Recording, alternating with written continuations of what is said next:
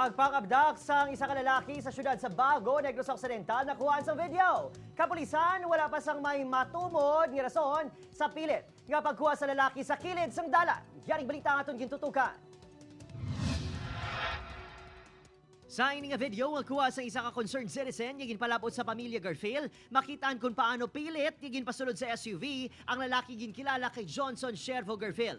Miyerkules ang aga sa Barangay Abuanan, Bago City. Makita sa video ginatuyo sa 32 anyos sa si Garfield nga makagwa sa salakyan, apang puwersahan ini nga ginalupot sang lalaki nga naka-jacket kag helmet. May isa pa ka lalaki nga naka-jacket man kag helmet nga sakay sa motorsiklo nga nagabantay sa kilid. Inapahayag nga nagamotor ang biktima sang ginpadulog sang duha ka mga nasamit nga lalaki. Matapos ini, nagdulog ang SUV nga wala sang plate number kag puwersa ginpasakay si Garfield. Pila ka mga motoristang nakasaksi sa natabo apang posible nga dala sang kakulba, wala sang may nangisog nga magdulog kag mangusisa. So we changed the course of our investigation kay wala nag-fit in gani. Although the incidents there sa video nga to nag-fit sa description or manner nga gin-execute siya sa statements ng witnesses naton.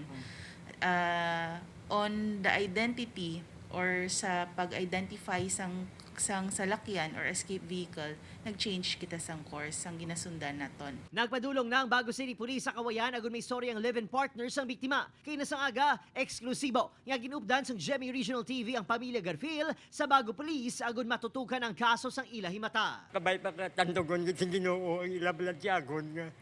Ibalik lang nilang bata ko. Sunod sa pamilya, pulo ka tuig na preso si Garfield bangod sa kaso nga pagpanghimulos sa anay 14 anyos ini nga nobya. 2020, sang ini ang nahilway matapos sa kapiyansa. Apang pagpati sang pamilya, wala sang kahilabtanan ng anay kaso sini sa natabo sa ilas subang nga bata. Ang kaso ya sir nga rip ya sir yaway gid na iya siguro angot sa ano kay ti naprisuhan niya naman na. Hindi man matumod sa pamilya kung may kontra. May problema sa kwarta, ukon imbulbado sa droga si Garfield. Maluwi man ka mo, ibalik nyo lang. Ang kabataan niya gagmay pa. Ato sila sa balay. Gapamangkot nga ang away kapuli ilamay. Hindi na sa dalok sir. Hindi na sa dalok ko utod. Tapos, alwa na siya. Oo. Wala na siya kontra.